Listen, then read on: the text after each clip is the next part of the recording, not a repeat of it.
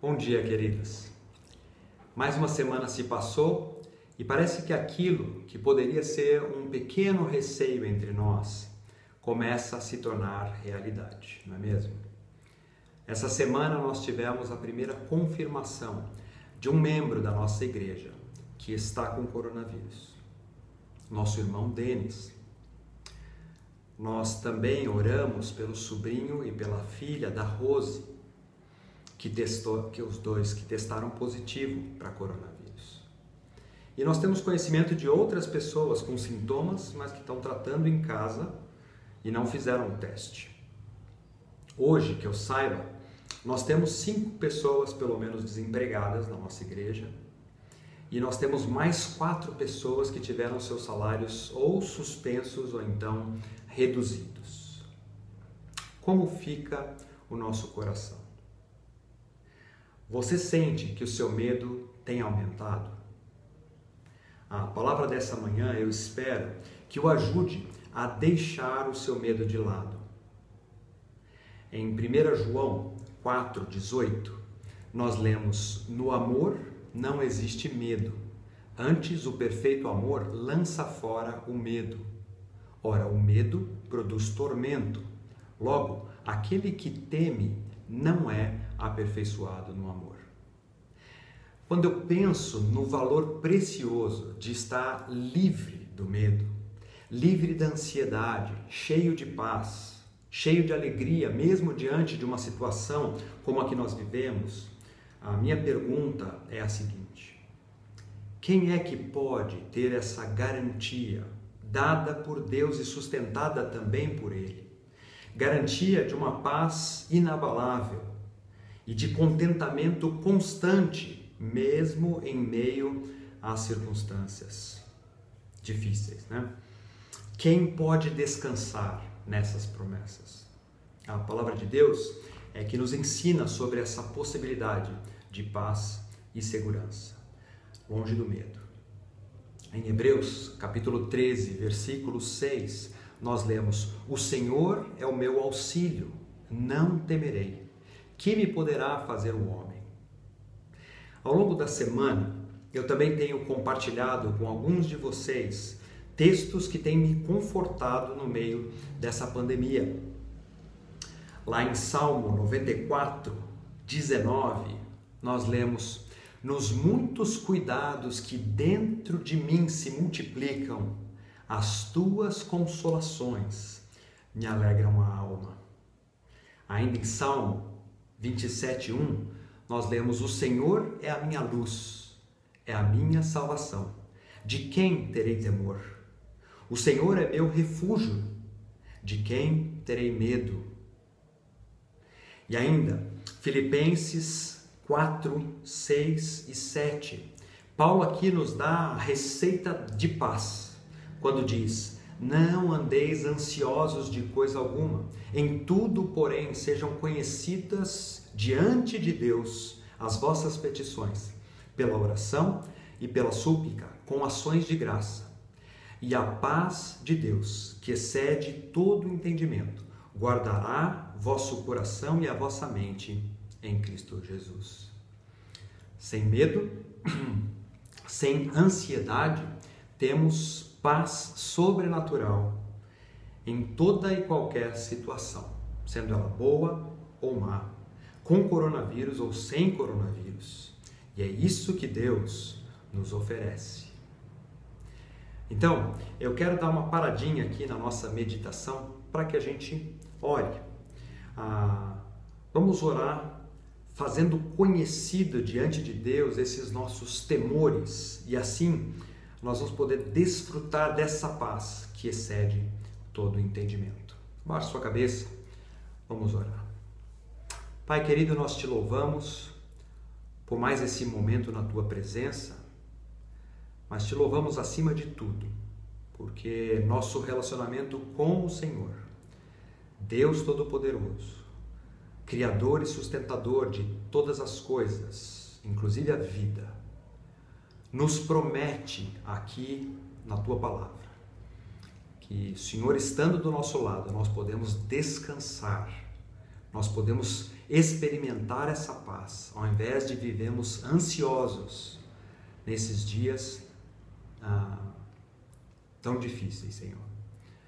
Senhor, nós queremos Te colocar de maneira especial a vida do Denis, também, Senhor, queremos Te agradecer a vida do sobrinho, da Rose, queremos Te pedir, Senhor, pela vida da filha, a Kelly, a filha da Rose, queremos também Te pedir por toda a família Souza, a Bia, o Evandro, também a Miriam, né?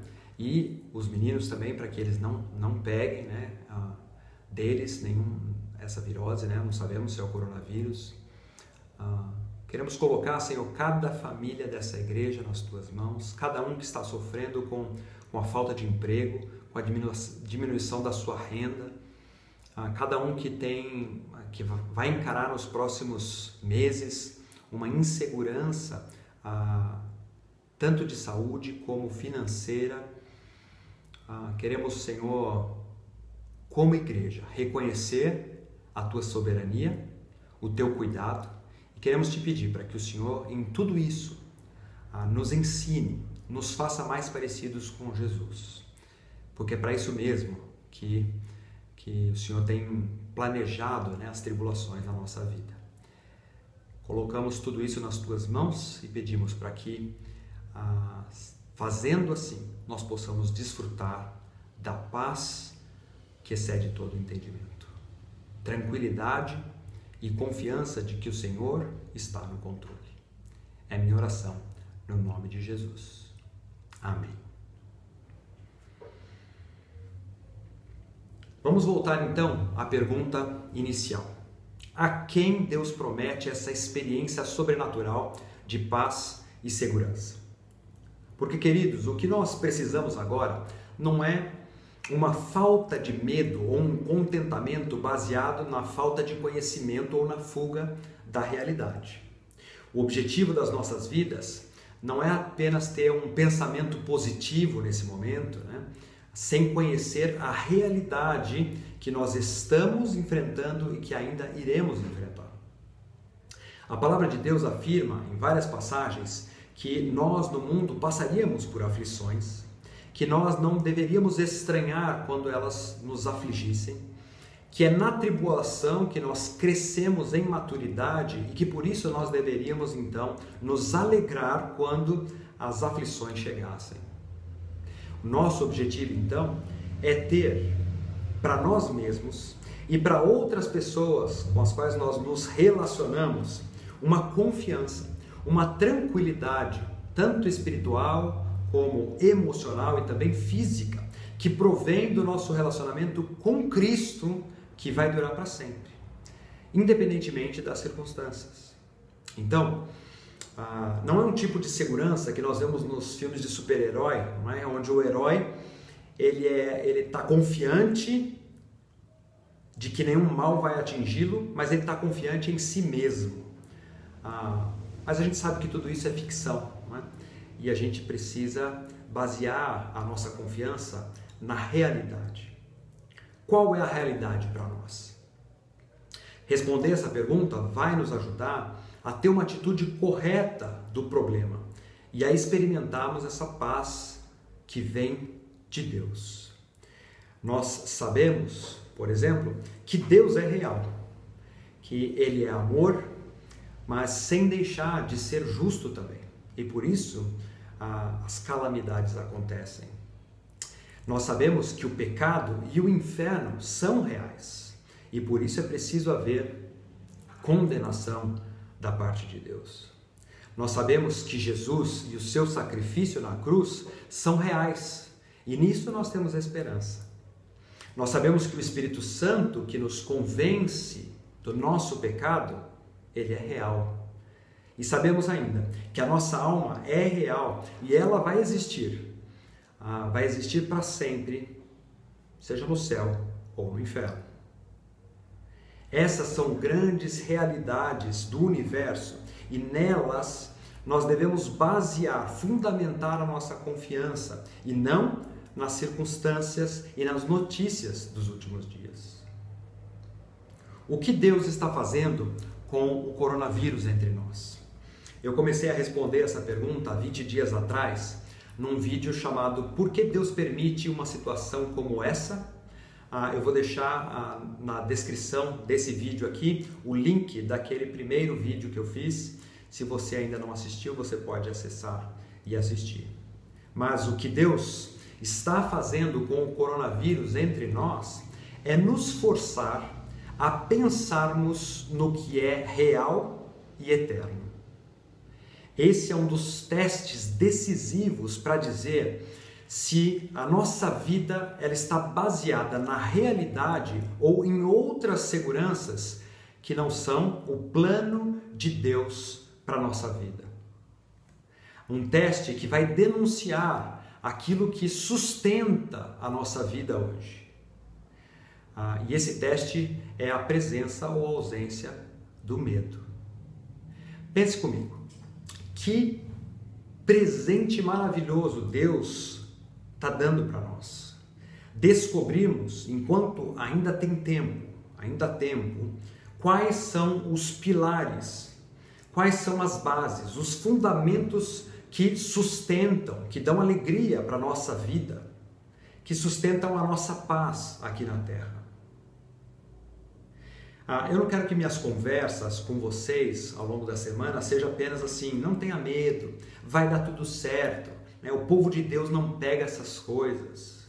Nada disso pode ser afirmado com certeza. Porque se você tem baseado a sua confiança em coisas que não são o próprio Deus e as suas promessas, então você vai ter medo mesmo. Porque a sua estrutura está estremecendo. A sua vida está baseada em quê? Nas realidades espirituais ou na sua boa saúde, a que você teve até aqui? Na sua estabilidade financeira? Na sua possibilidade de desfrutar diversos lazeres que o mundo oferece? Gente, acabou. Deus acabou com esses prazeres. A saúde está em colapso. A situação financeira, estabilidade financeira não existe para a maioria das pessoas. Todo tipo de lazer, que show que você vai? Que partida de futebol você vai? Quais restaurantes você vai conhecer? Qual a viagem você vai fazer no final do ano? Tudo isso, era nisso que baseava a sua alegria, sua confiança de que a vida está indo bem? Deus está nos colocando para pensar. Mas a palavra de Deus nos dá razões, justificativas sólidas para você e eu não termos medo do que o coronavírus pode fazer à nossa saúde, ao nosso emprego, à nossa família e também aos nossos amigos. Na realidade, existem princípios que vão nos ajudar a não temermos nada disso. Então a minha pergunta, mais uma vez, é: quem pode experimentar essa segurança? E a resposta é dada para nós num versículo bem conhecido, versículo que traz uma das promessas mais abrangentes, preciosas e bem conhecidas da palavra de Deus, que está em Romanos 8, 28, que diz assim: sabemos que todas as coisas cooperam para o bem daqueles que amam a Deus, daqueles que são chamados segundo o seu propósito. Quem então pode desfrutar da sua paz e segurança, mesmo em meio à pandemia? E a resposta é: aqueles que amam a Deus e aqueles que são chamados de acordo com o propósito de Deus. Então aqui nós vemos uma das muitas coisas que Deus está fazendo com esse vírus terrível. Em primeiro lugar, Ele está perguntando para o mundo e para nós o mesmo que Ele perguntou para o seu apóstolo Pedro em João 21,16. Você me ama? É isso que Ele quer saber de nós. E Jesus especifica ainda mais, Você me ama mais do que qualquer outra coisa, mais do que os seus familiares. Está lá em Mateus 10, 37. Você me ama mais do que a sua mãe, o seu pai, o seu filho, a sua filha. Em segundo lugar, Deus está dizendo o que ele disse para Pedro, né? Através de 2 Pedro 1,10. Ele disse através de Pedro, né? Por isso, irmãos, Pedro escreveu ali, 2 Pedro 1,10. Procurai com diligência cada vez maior confirmar a vossa vocação e eleição, porquanto procedendo assim não tropeçareis em tempo algum. O coronavírus está aqui para despertar o mundo, especialmente nós cristãos. A nossa vida nesse momento deve ser uma confirmação de que Deus um dia nos chamou das trevas para a sua maravilhosa luz. E que agora nós, sendo luz, não temeremos, mas levaremos essa esperança para aqueles que ainda não têm Cristo. Pois somos nós, os chamados, os que amam a Deus, que temos a garantia, um fundamento real para não termos medo, para experimentarmos uma paz inabalável. Romanos 8 é um texto que todos nós deveríamos manter em mente nesse período do isolamento. Em Romanos 8, Paulo nos oferece uma base para não temermos. Em primeiro lugar, eu vou terminar com isso, né? Em primeiro lugar, não precisamos ter medo porque nós não seremos condenados, diz em Romanos capítulo 8, versículo 3. Então, se você se considera um chamado de Deus, se você de fato ama a Deus, toda a condenação de Deus já foi colocada em Jesus, você sabe disso. E agora não há mais condenação para aqueles que estão em Cristo Jesus. Romanos 8,3 diz: portanto, o que for impossível à lei, no que estava enferma pela carne, isso fez Deus enviando o seu próprio Filho em semelhança de carne pecaminosa e no tocante ao pecado. Com efeito, condenou Deus na carne de Cristo o pecado. A condenação para aqueles que estão em Cristo já não existe. Por causa do sacrifício de Cristo, nós que entregamos nossa vida para Ele, não seremos condenados. Por isso nós devemos nos alegrar e não temermos o coronavírus. Em segundo lugar, Deus não apenas nos salvou, mas Ele também continua agindo em nós.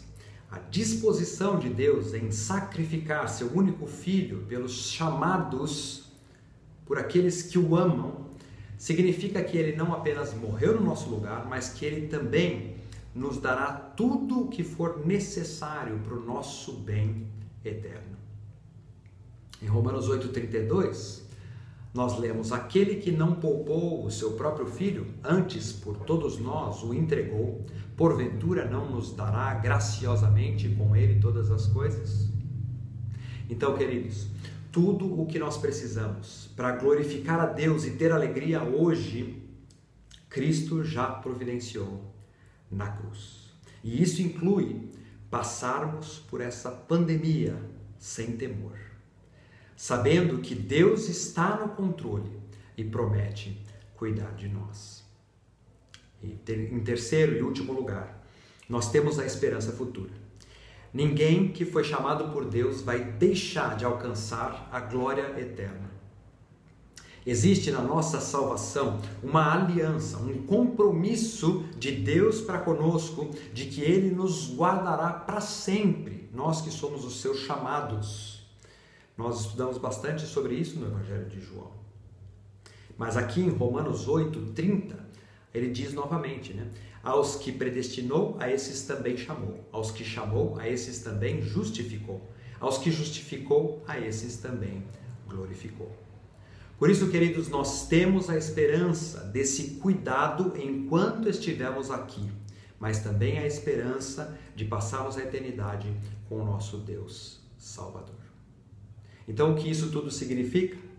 Significa que nem tribulação, nem angústia, nem perseguição, nem fome, nem nudez, nem perigo, nem espada, nem coronavírus, nem um colapso econômico, nem ainda o fim do mundo poderá nos separar do amor de Cristo que está em Cristo Jesus. Romanos 8, de 35 a 39. Queridos, não importa se nós estamos sendo infectados com o coronavírus ou se nós vamos passar por dificuldades de qualquer natureza. Nada pode nos separar do amor de Deus que está em Cristo Jesus. Em todas essas coisas, porém, somos mais que vencedores por meio daquele que nos amou, diz o verso 37. Então, você cristão, que ama a Deus, que foi chamado das trevas para a sua maravilhosa luz, alegre-se no Senhor. Ame o próximo e não tenha medo. No passado, fomos libertos da condenação. No presente, Deus nos supre todas as coisas. No futuro, temos uma esperança, porque nada nos separará do amor de Cristo. Amém? Que Deus abençoe o seu dia.